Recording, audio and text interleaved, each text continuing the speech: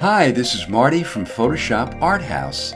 Many of you know I divide my time between creating tutorials and working on my own personal artworks. Over the years, viewers from both of my channels, Blue Lightning TV, which I started back in 2011, and now Photoshop Arthouse, have asked me to share what inspires my personal art. So in this video, I'll walk you through 4 pieces I've created and the sparks of inspiration behind each one.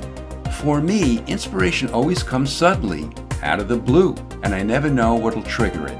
The first work is titled Dance of the Nagual.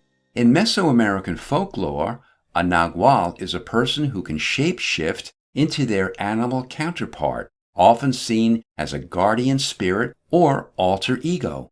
The inspiration for this piece came while I was watching a video on an ASMR channel I follow. While watching the video, something in the corner of my eye caught my attention.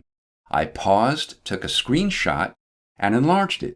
What I saw was this amorphous, primitive-looking shape, not male nor female, which reminded me of the Naguals I had read about 50 years ago in the writings of Carlos Castaneda. That simple figure became the seed for the centerpiece of the final composition. The second work is titled Lake Reflection. I've always admired Georgia O'Keeffe's luminous paintings, so for years I've always wanted to create something reminiscent of her work. The spark came from looking closely at a conch shell, specifically this section of it. I reimagined it as an abstract landscape. As always with my work, the composition evolved as I painted, the colors and shapes shifting until they felt just right. The next one is titled Shell. Back in art school, I discovered that looking at my artwork in a mirror gave me a fresh perspective, as if I was seeing it for the first time. It's a trick I still use today, and it's something I recommend to any artist. In the mirror, I caught the reflection of folded papers in a cubby on my desk. The shapes immediately grabbed my attention. That simple mirrored reflection became the jumping-off point for Shell.